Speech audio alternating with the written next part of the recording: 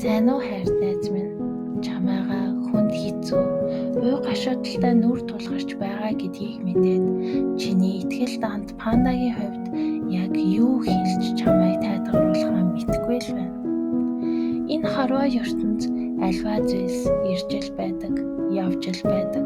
Тэр нь чам ясны хэрэг гэдгийг бид бүгд мэддэг хэдий ч нүр тулхаас нааш ямар хэцүү байдгийг мартаж орхидог мэт.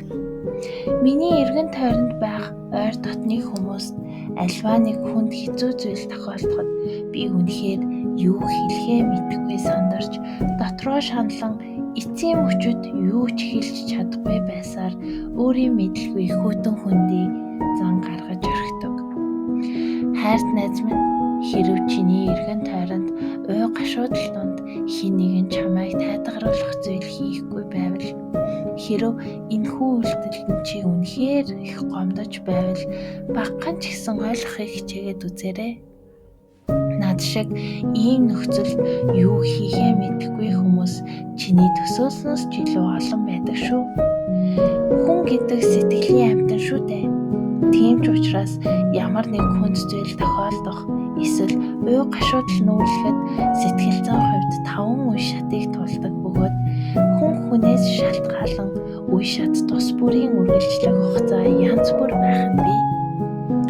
Хамгийн ихний үе шат бол үгүйсгэх шат. Бидний сэтгэл зүй өөрийгөө хамгаалахдаа хамгийн түрүүнд үгүйсгэх зан үлээр эхэлдэг.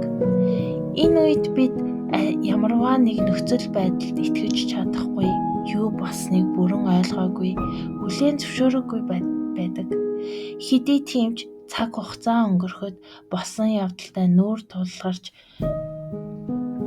багаар нөхцөл байдлыг ойлгож эхэлснээр бид дараагийн шат руу шилждэг. Дараагийн шатанд дийлэнхтэй уур уцаар зөнхөлж илэрдэг. Энэ үед бид бүхэн өөрт тохиолдож байгаа энэ зүйлс хинээс, аль эсвэл юунаас болж байна вэ гэдгийг өөрсдөөсөө асуун, өөрийн доторх уур бухимдлаа чиглүүлэх байг хайж эхэлдэг. Монгол зүйр цэцэн үгэнд уур биеийг заваан, уул морийг заваан гэдэг үг байдаг болохоор бид бүхэн уур гэдэг зүйлийг маш буруу, мэдрэх ёсгүй зүйл мэтээр үздэгч сэтгэл зүйн хувьд уурлах гэдэг нь сэтгэл зүй өөрийгөө хамгаалах механизмуудын нэг юм аа. Тэгсэн хэдий ч энэ үе шатн дээр утх нь бидний бие болон сэтгэл зүйн эрүүл мэндэд сөргөөр нөлөөлөх бөгөөд энэ үе шатыг аль болох богино хугацаанд дайрч өнгөрөн дараагийн үе шат руу шилжих хэрэгтэй. Энэ бүгдийн дараагаар бидний сэтгэл зүй альва нэг нөхцөл байдлыг хэрвээ ингэсэн бол гэдэг талаас нь илүү харж эхэлдэг.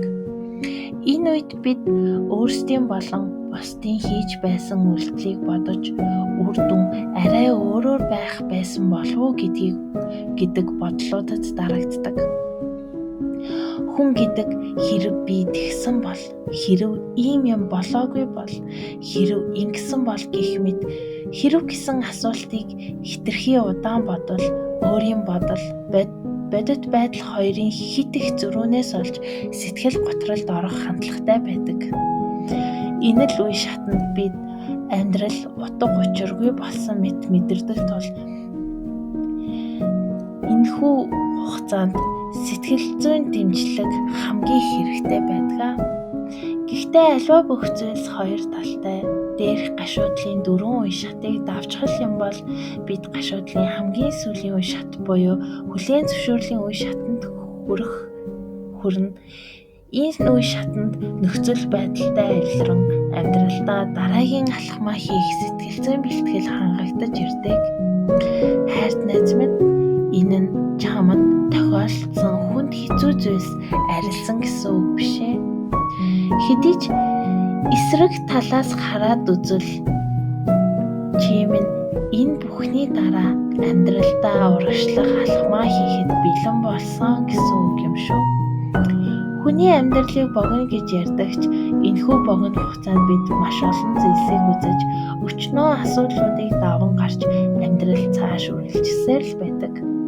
Энэ бүгдээс чамд тулгарч болох хамгийн хэцүү зүйлсийн нэг болох хайртай дотны хүнээс хахацах энэхүү үед дээр дурдсан зүйлсийг марталгүй урагш шалгаарай. Энэ явц хизээж түргэн шуурхай байх албагүй. Гагцхүү аль нэг үе шатанд гацалгүй урагшлаарай найз минь.